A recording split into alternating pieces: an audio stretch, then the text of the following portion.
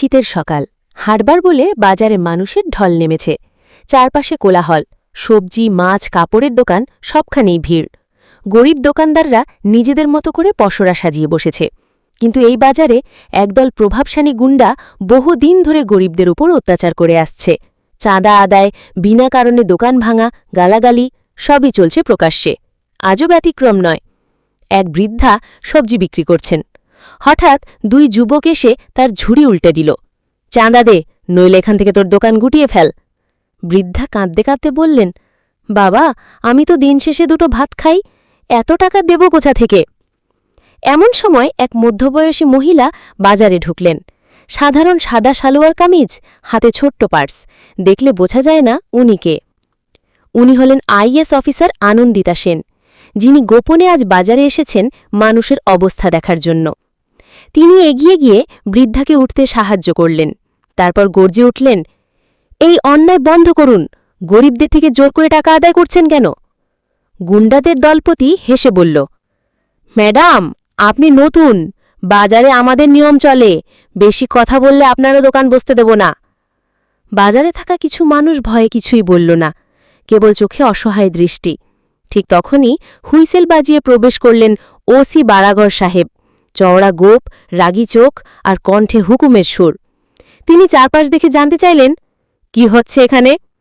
গুন্ডারা সুযোগ নিয়ে বলল, স্যার, এই মহিলা বাজারে ঝামেলা করছে, লোকজনকে উস্কে দিচ্ছে। বারাগর সাহেব আনন্দিতার দিকে তাকালেন। আপনি কে? বাজারে গোলমাল করছেন কেন? আনন্দিতা শান্ত গলায় বললেন, আমি শুধু গরিবদের বাঁচানোর চেষ্টা করছি।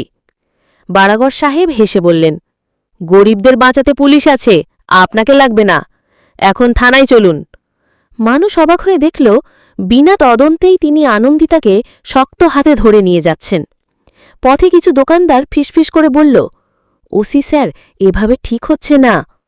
কিন্তু ভয়ে কেউ জোরে বলল না। থানায় পৌঁছে বারাগর সাহেব চেয়ারে হেলান দিয়ে জেরা শুরু করলেন। তোমার পরিচয় বলুন, কিসের এত দেমাগ? আনন্দিতা কেবল শান্তভাবে বললেন, আইন সবার জন্য সমান হওয়া উচিত বারাগর সাহেব। ঠিক তখনই থানার এক সাব ইন্সপেক্টর দৌড়ে এসে কানে কানে বলল, স্যার, উনি আইএস অফিসার আনন্দিতা সেন। বারাগর সাহেবের মুখের রং ফ্যাকাশে হয়ে গেল, কণ্ঠ কাঁপতে লাগল। ম্যাডাম, আমি চিনতে পারিনি, দয়া করে। আনন্দিতা ধীরে ধীরে উঠে দাঁড়ালেন, চোখে কঠোর দৃষ্টি। আপনি আজ একজন অফিসারকে না চিনে খারাপ ব্যবহার করেছেন, এটা বড় কথা নয়। বড় কথা হল আপনি অপরাধীদের রক্ষা করেছেন আর গরিবদের অবহেলা করেছেন। পরের দিনই বারাগর সাহেব সাসপেন্ড হলেন। বাজারে নতুন নোটিশ টাঙানো হল, গরিব বা ছোট দোকানদারের ওপর কোনো জুলুম হলে সাথে সাথে প্রশাসন ব্যবস্থা নেবে। সেই থেকে বাজারে আর কেউ গরিবদের সাথে অন্যায় করতে সাহস পেল না।